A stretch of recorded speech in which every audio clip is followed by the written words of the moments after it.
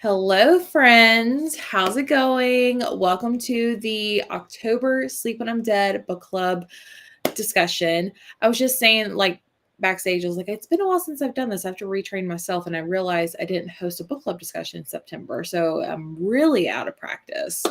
But welcome. I'm very excited to discuss this one. My name's Jessie. Welcome to my book club. I have Ashley. I believe this is your third time being on my book club discussion. That sounds right. Yeah. So she is a returning favorite. So we love that. So do you want to let everyone know who you are, what you like to read, your channels, all that stuff? Yeah. Hey, everyone. My name's Ashley, and my channel is Ashley's Little Library.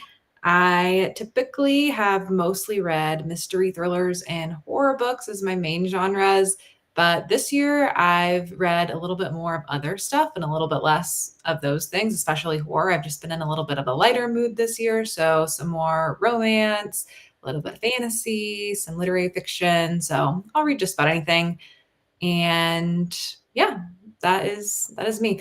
I also feel like I haven't done anything live in a while, and I was doing some reading sprints yesterday. So I'm also like, got to get back in the swing of things. Yeah. And I was just confirming, I did put Ashley's channel down below. So if you haven't, go give her some love, subscribe, all that jazz, including the Sleep When I'm Dead book club discussion in Discord is down below as well. So we'll go ahead and get started. We are going to talk spoilers. So if you haven't read the book, completely fine if you want to stay, but we will not be, censoring ourselves from giving out too much information. So let me see who's all here first, and then we will get started. If you are in the chat, let me know if you've read it and also what you rated the book. Let's see. Gwyn is here. She did not end up reading this month's pick, but I'm here to say hi. Well, thanks for popping in. I guess I could take the comments off if I'm just going to click through it. This book is still in my Kindle Unlimited stack. I hope to read it soon. I didn't know it was Kindle Unlimited. I didn't either until I picked it. And then I think someone had mentioned like the whole time at the library was long. And I was like, oh, it's on Kindle Unlimited. There you go. I finished it this afternoon and leaning towards a 4. That might shift as I think more about it. Awesome. Hi, read this one a few months ago. Loved it. Excited to hear the discussion. Me too. Sorry the book and didn't finish. Been a week. Wanted to say hi. No worries, Jules. See, Helen gave the book 4 stars. Awesome. Angel gave it 4 stars. Yay. I read it and still didn't know how I feel. No worries. No worries. And let's see. Rated it 4 stars. Awesome. Okay. Yeah, lots of 4 stars. I'm glad to hear it was a general good time for everyone.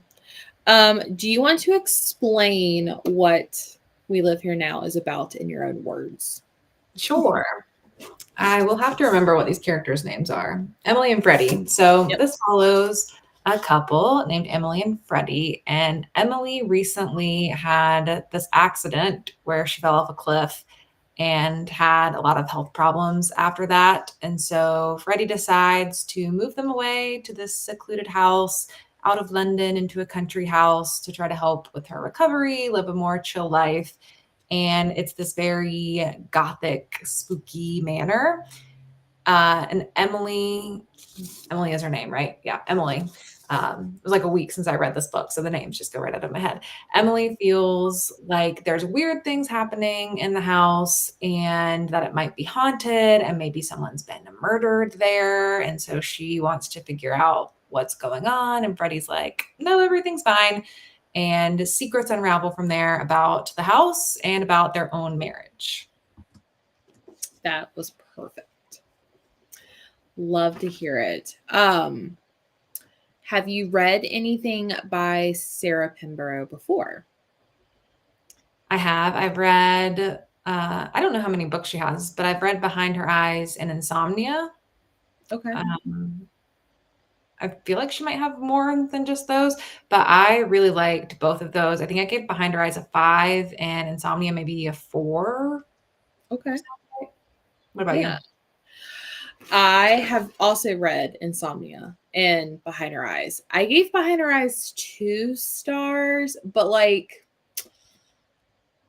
that element that's in her book, in that book specifically, I don't typically like that. So it is a me thing, but I do know that ending was chaotic.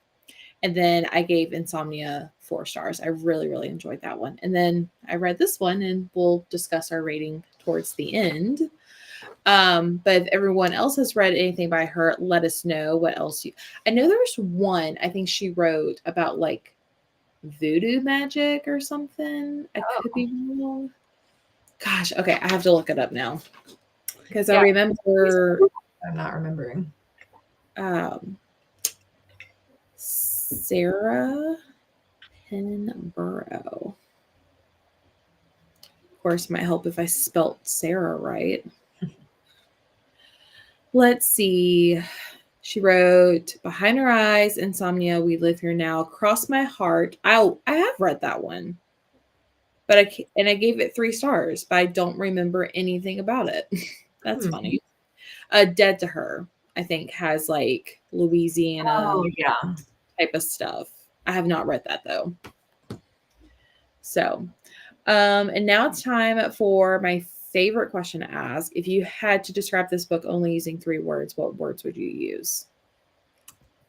I said, I don't know if this word will make sense, but snappy. Ooh, that's a good one. Repetitive and surprising. Okay. Did of you course, I want to hear everyone else's words. I put eerie. I thought someone was going to say gothic, so I did not want to say gothic. So I put supernatural, and I put mind bending in a way. So, but snap is a good word. I like that a lot. Let's see what everyone else said. Let's see. Not yet, but this makes me want to read more of hers. I think, again, Behind Her Eyes is a me thing, but I feel like I'm the only person that did not like that book. So good, super big twist at the end. Loved and read Behind Her Eyes. I haven't. This was my first book by her. I definitely want to read more. I'm glad this book is encouraging people to do that. It's one of my favorite thrillers, and I've read Insomnia as well. I read Dead to Her too, but didn't enjoy it. And then also, if anyone wants to share their 3 words, like sinister, dark, and creepy. Those are good words. Okay, we'll go ahead and jump into the questions. I'm not going to lie. I did not come up with these questions. They were kind of like a little cluster of questions I found. But I thought they were kind of like more than just like my normal questions of like fast pace, slow pace, character driven, plot driven. So wanted to change it up. So We Live Here Now begins with an excerpt of a children's book called Happy House. How does this quote set the tone for the story?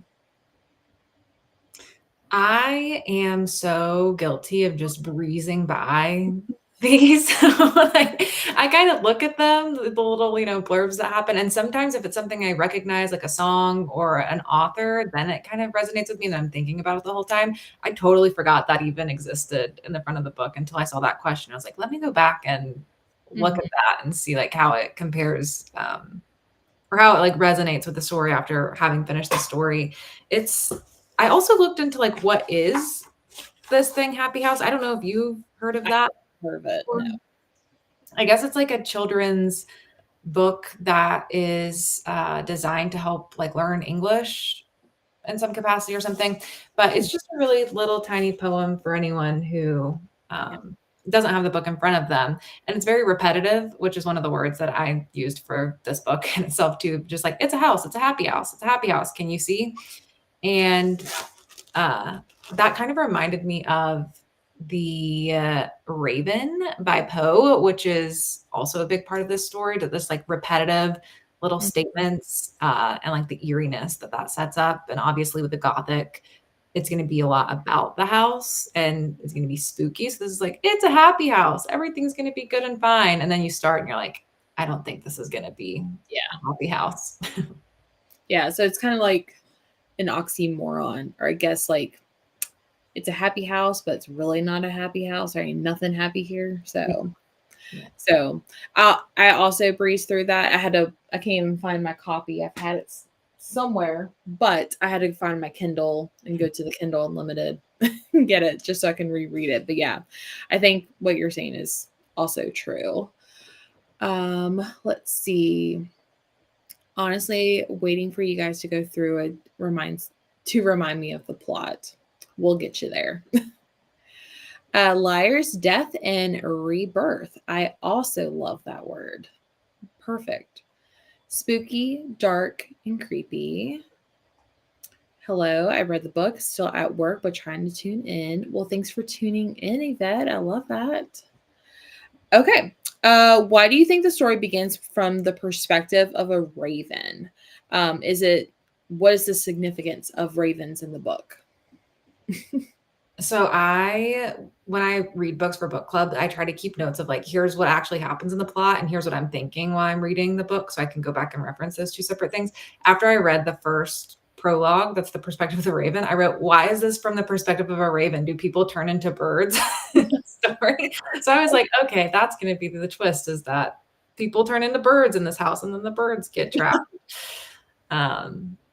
But yeah, I guess it has a lot of references to The Raven by Poe. And I feel like, I don't know if we want to get into like how we feel about the book, but this is one of the things that I didn't love about the book, is I feel like I didn't really get what that had to do with the story a lot, because it's interspersed little segments of following this raven, this male raven whose mate has died and is trapped in the house, and he's grieving her loss the whole time.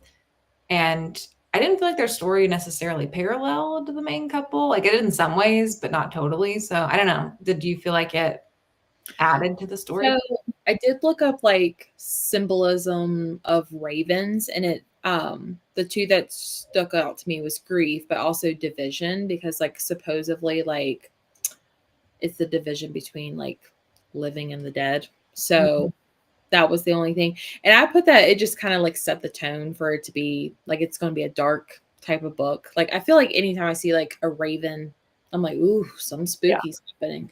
I just feel like it's just kind of like the spooky mascot in a way. Yeah. So, but going back to like the birds and like stuff like that, like grief and the division, in which there was definitely like division into the story of like certain things, which we'll get into. So that's what I put. Listening to it on audio, and the raven parts confused me at first. Yeah, they did. I didn't realize this was connected to Poe until like someone made a comment about it while I was reading it. I was like, oh, I should probably know that. Same.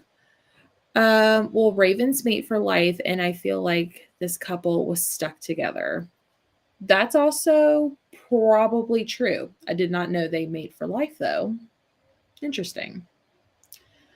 I thought the Raven story added to the spookiness of the story. Yeah, that's like first glance, that's what I took. So I feel like it also kind of set you up that the story was going to take a weird direction, because you're getting the perspective of a raven, which is not the most normal thing. It's like, okay, be prepared for the twist to be a little strange in this book. I also thought people were going to turn into birds too. Like, who knows? Okay. Due to her post-sepsis condition, Emily feels she cannot fully trust her senses. What are other forces at play which prevent Emily from listening to her instincts? I would definitely say that's the main one, because part of her recovery is having hallucinations. So she doesn't know if she can trust herself and what she's experiencing and seeing, which also I've never really thought about sepsis in my life. And then reading this book has now made me terrified of getting sepsis. And like every little scratch I get, I'm like, wash it, disinfect it. I don't want sepsis. But I guess some too, like she was being gaslit a bit by him, her husband, being like, no, these things aren't happening. Or like, why did you keep opening the window when she wasn't the one opening the window? And people weren't being particularly helpful to her in the town either. Like even people, Sally and Joe, who lived in the house, and she's like asking questions, and nobody's really helping point her in a direction. Like, oh, Yeah. I don't think anyone died in the house. I don't know. So she didn't Yeah. have a good support system. Yeah.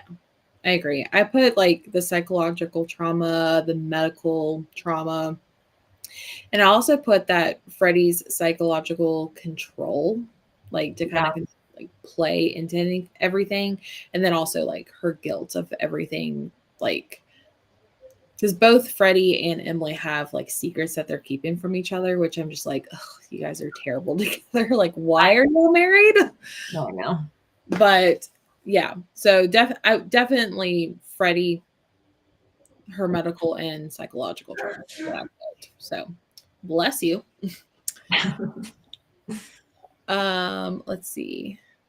But the last Raven bit is where it came together and it started to make sense. I'm going to have to look at the physical copy to see if my theory holds up.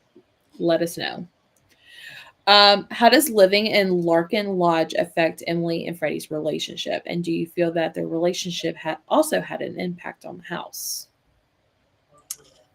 It definitely seems like the house divides people, to go back to that division topic. And that's part of Gothic too, is like the house being a character in the story. So it's interesting how it drove them Mm-hmm. apart from one another and drove them crazy and like played with them, I guess, in some ways too, making them doubt one another. Mm-hmm. I don't know if I'd say if their relationship had an effect on the house. Was there a way that you were thinking? So I put for them like the house makes them feel more isolated. It kind of amps up their secrets in a way. But I also feel like I don't even know if this answers my own question, but I feel like in the beginning, like Emily is kind of weak. I don't know, just seemed like very weak. But then, like as the story progressed, she kind of got a little bit stronger. So I wonder if the house kind of played into her a little bit. But then like also Freddie was like the stable one and was taking care of her. But then like it kind of reversed a little bit to where he was a little not stable in a way. So I'm thinking the house made them go from weak to strong, strong to weak in a way. Yeah. Make sense? Yeah. So that's what I put. Um yeah. So I'm sure it does have like some deeper meaning behind it, but that's what I sensed. And I love this next question. We Live Here Now is written in the tradition of Gothic, which is a genre dating back to the 18th century, which often features a dark atmosphere, collision of the past and present, and houses which are haunted in some way, either by supernatural forces or by people who live there. What elements of We Live Here Now would you consider to be Gothic? Definitely the atmosphere. There was very much a like spooky, haunting atmosphere the whole time, with like the house being really cold to one of them, but not the other one, and the windows opening and closing. The ravens, for sure, just add to that spookiness too. Um, and being like out in the middle of nowhere, I feel like too, like in a small country towns, typical to the Gothic, and getting like weird vibes from people in the town, and the house kind of being a character in itself too. Yeah. Um, this I don't know why, but this book reminded me so much of a movie called The Others with Nicole Kidman for I some actually reason. haven't seen that, but that's on my list. Oh, it's so good. It has a really good twist. But yeah, it just I don't know why, but it just gave me that same vibe. But obviously gothic setting, so like a creepy house. And I believe the house had like I don't think the house was in good condition, like almost like decay in a way. So like a sense of death, like a curse. I also thought the Ouija board kind of also made it feel a little gothy as well. Yeah. Um, and then obviously the line between like reality and like imagination is what I feel like. Oh yeah, okay. I was not the only one that got the other vibes. That's awesome. Okay. I was like, I don't know why, but this because it's completely different, but it's giving me the other vibes. I also feel like with this being not set in America for some reason, it also gave me gothic vibes in a way. Yeah.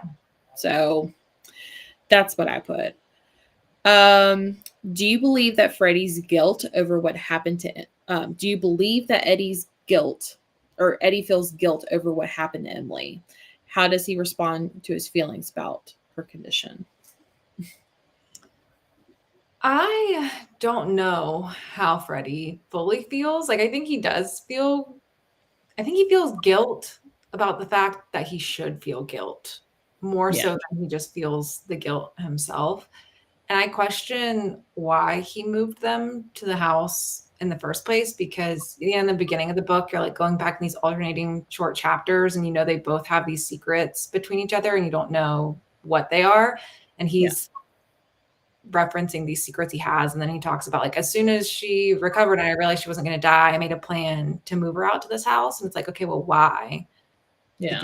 Were you going to plan to kill her after that? Like, why did you want to get her away from everyone? So it's hard to tell how much he had guilt and how much he just felt like stuck in his marriage and how much he was trying to make action moves to get out of the marriage. And would he have done that if he hadn't been in this house that was also kind of driving him that way? Or was it more the house? Yeah, I agree. I think he does feel guilt, but like not to where it like redeems himself or his character at all. You mentioned like their secrets. What did you think of Freddie's secret and also Emily's secret? I know it's not on the list, but I was curious about that. I thought that her secret was revealed a little bit too soon. And then, but it's interesting what her secret is.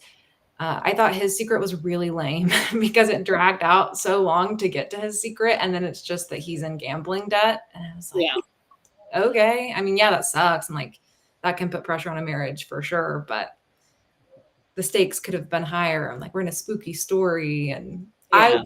was thinking that he was like making this plan to try to kill her or do something more sinister. So I was like, oh, gambling debts. Cool. We can move on from that.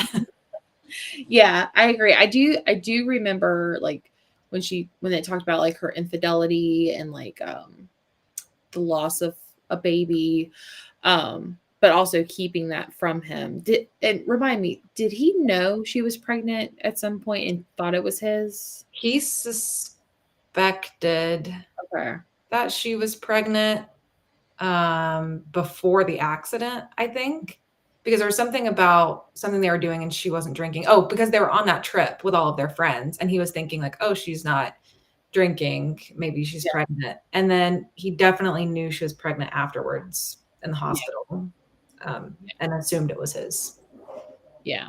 But I do remember like me finding out that pretty soon. And I was like, okay, when are we going to find out about what Freddie's up to? So, but yeah, the gambling was kind of a womp womp moment.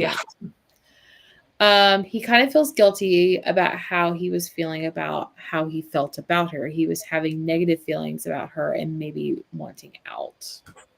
True. I kept thinking it was child porn or something. Yeah.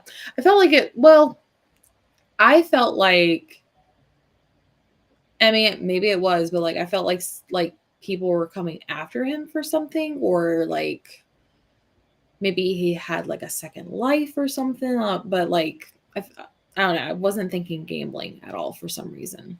Yeah, it felt really random. Yeah, very random. Especially for like a gothic book too. I was thinking it'd be like more like grander. Yeah. Yeah. Okay. How does Emily's friendship with Sally and Joe affect the way she feels about Larkin Lodge? I don't know if I have a great answer for this one. If you want to kick off that one. I just put that, let's see, how does Emily's friendship with Sally and Joe affect that she has with Larkin? I feel like they kind of like anchored her a little bit more. Like they were like somewhat normal, even though we find out they're not really normal. I guess like it was kind of like that glimpse of like what is normal for her. But like I guess like yeah, this question's kind of tough because like they used to live there, but yet they were like kind of gaslighting her in the same way, but also like they're completely normal, but they're really not. Yeah. I guess being around them too maybe made her question her relationship a little bit too, since he's this free-spirited artist who's painting all these naked women all the time, and Sally is just totally okay with it and not questioning anything. She's like, oh, I'd never be able to manage that. And Yeah. it's kind of like natural in relationships. You get around other couples and, comparison is the theft of joy, and everyone's comparing against one another. And Yeah. it's like a mirror for a relationship. But then later, when it's really revealed, now they're just like haunted survivors, I guess you can say. Yeah, like a shell of herself. Yeah, exactly.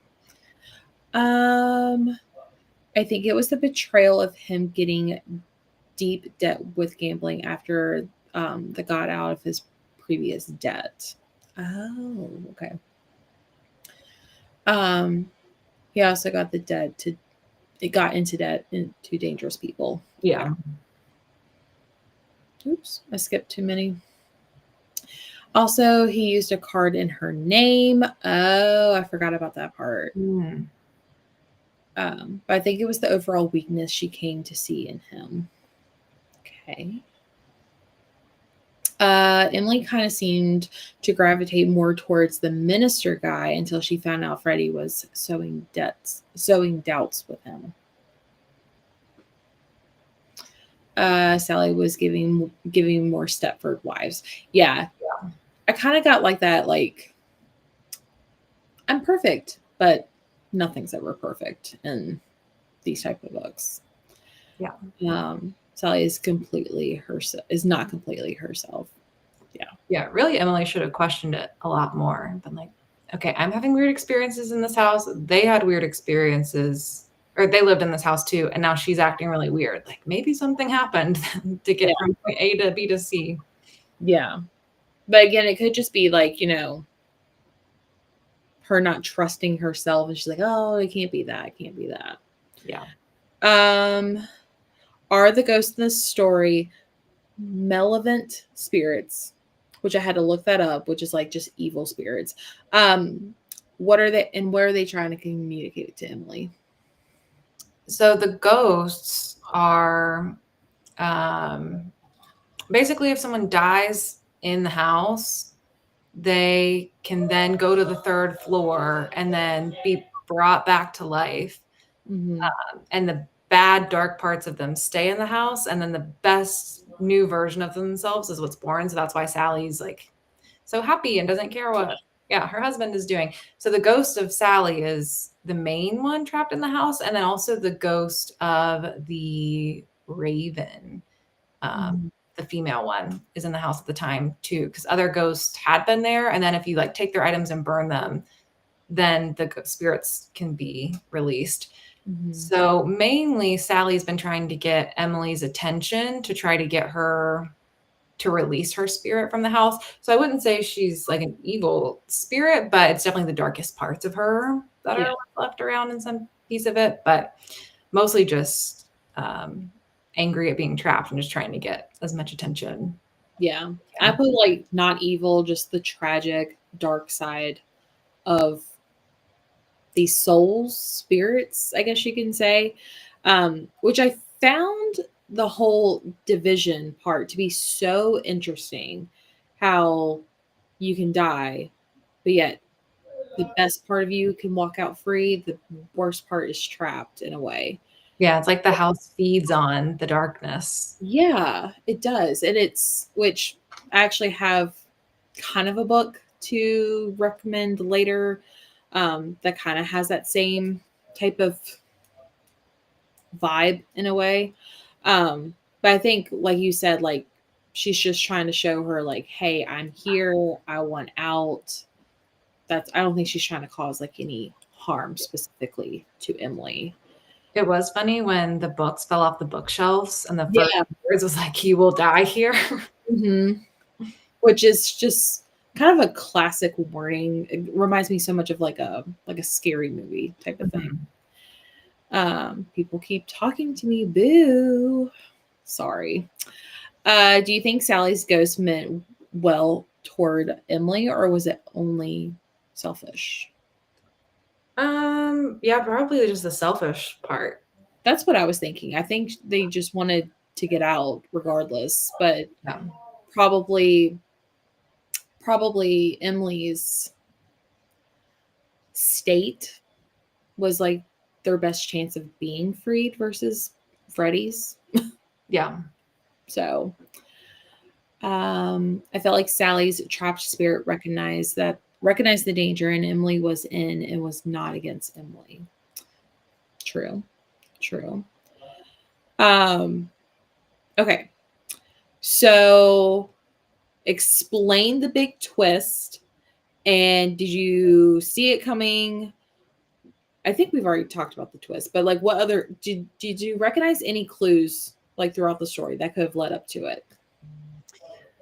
I don't know that I was suspecting all the technicalities of the twist, but it obviously leads you to it when she starts talking with that woman Fortuna, who is married to the guy George who used to live in the house. And then it's like, okay, he died of cancer. And then the housekeeper or something tells her that she witnessed him dying in the house as a kid, but then like the next day he was fine and alive. So like right before the twist happened, I feel like it led you to it nicely, but I wasn't thinking that was necessarily how it was going to go. There were some things like in the beginning with she mentions like Jane Eyre. At one point they move in and like the third floor. They're like, we're not gonna be able to use the third floor. And then she thinks something about Jane Eyre, and I'm like, oh, is someone living up there? Is that the direction that we're gonna go? And then once it starts to lead you to the twist of like, okay, people die and can come back in the house, I thought that they were going to have both killed each other and they didn't have the memories of that. And that's why they were having these confusing experiences, which wasn't exactly what happened between them. It was more about Sally and what had happened with her before it became about them. Yeah. I think I got like someone mentioned The Raven by Poe.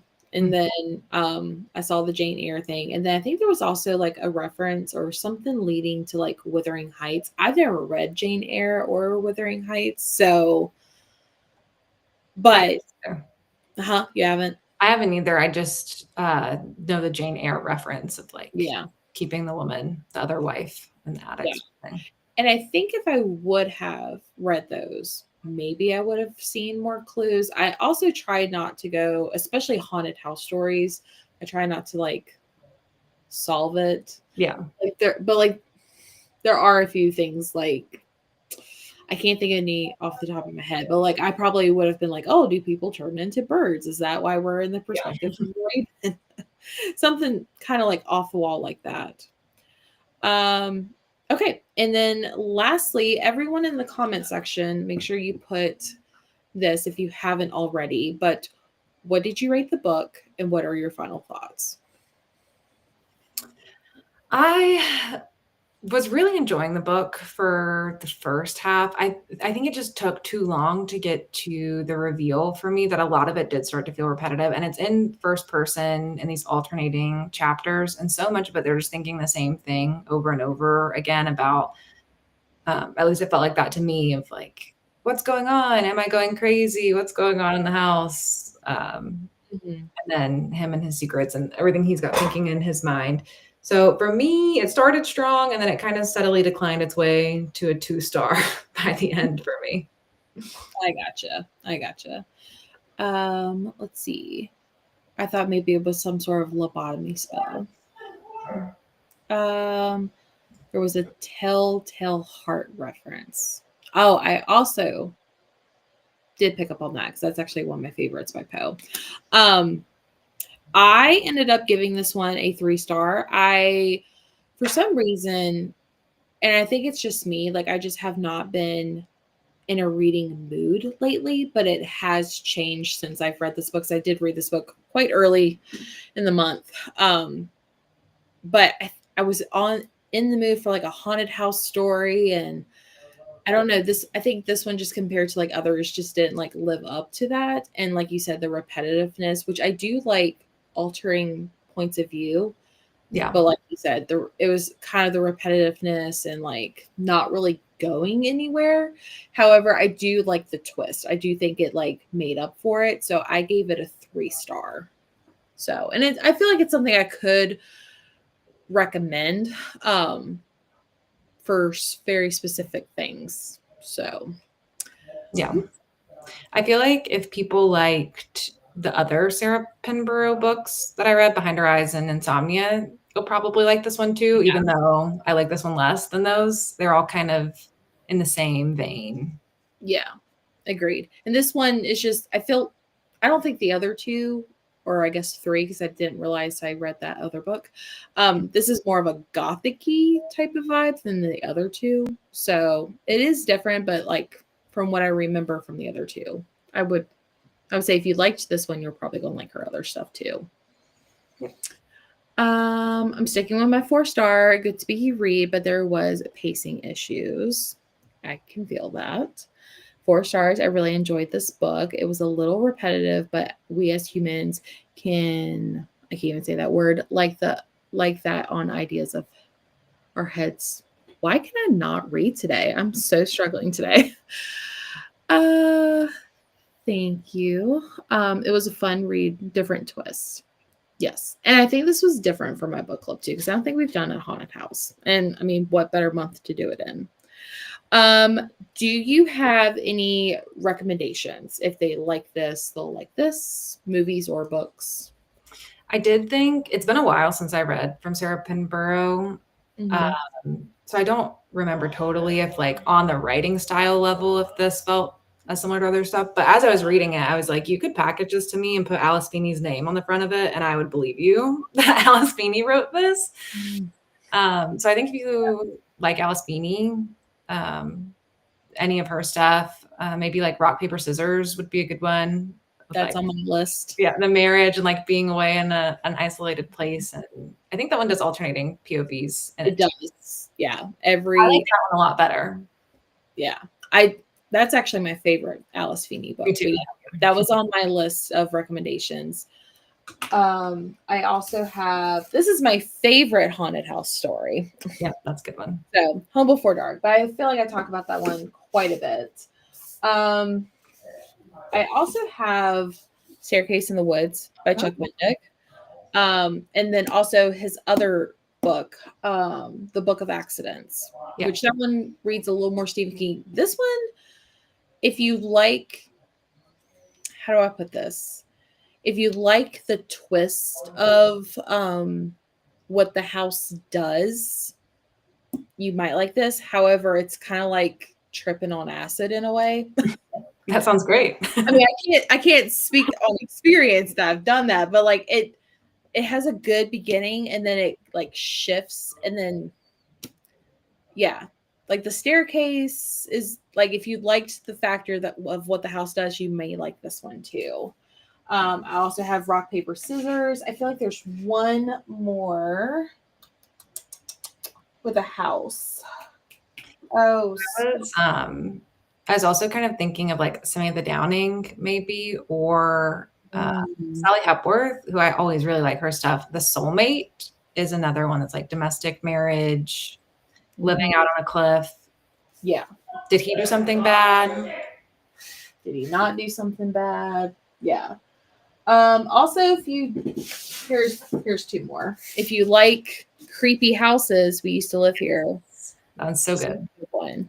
And then I also have classic Kill Creek. So 2 good haunted house type of books. So yeah. Let's see. 3 stars for me, but I'm still thinking about the psychological bit of the twist. Yeah.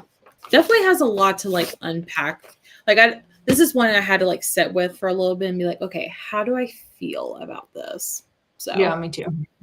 Which I like. I like when you think of books like just a typical domestic thriller, and then it's like, here's something really weird and different. Yeah, exactly. Well, everyone, thank you so much for coming tonight. Let's see. Rachel Hawkins, maybe? Yeah, like The Wife Upstairs, maybe. Yeah, I could see that. Yeah. 100%. more domestic, less spooky house.